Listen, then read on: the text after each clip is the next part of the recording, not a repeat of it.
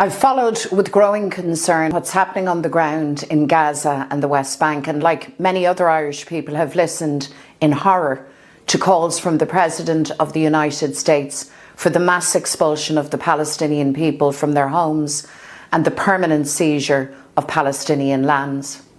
Such an approach is a fundamental breach of international law, is deeply destabilising in the Middle East, and a dangerous departure from the UN position of peace and security for both Palestinians and Israelis, and the right of Palestinians to self-determination. The ties between Ireland and the United States are historic and run deep. There are deep bonds between Sinn Féin and people in the United States who supported peace and prosperity in Ireland. These relationships are valuable and enduring. The US is a valued friend of Ireland. Their work in helping to achieve the Good Friday Agreement stands as a clear example of successful US foreign policy. They're an important partner for peace and play a strong role in Ireland's economy. St. Patrick's Day each year is an important moment to reinforce all of those connections. But there is also an onus on us to speak honestly and to act when we believe a US administration is wrong, catastrophically so in the case of Palestine. I've thought deeply about this issue in recent days and listened to many voices inside and outside of Sinn Féin.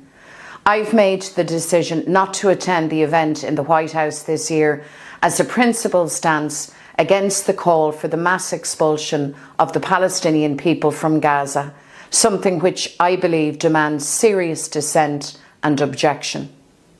The only route to peace and security is a permanent ceasefire, followed by a negotiated settlement that guarantees peace and security for both Palestinians and Israelis through a just and sustainable two-state solution. That should be the position of the United States.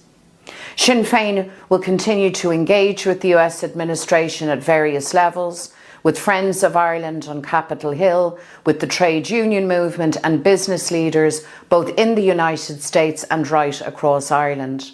We'll continue our relentless work for a future of peace, progress, stability and prosperity. An Taoiseach will attend the White House for his bilateral engagement with the United States President. It is he who represents the Irish people and will have the opportunity to speak on behalf of Ireland when he meets the American President. He must use this opportunity to reflect the view of the Irish people in relation to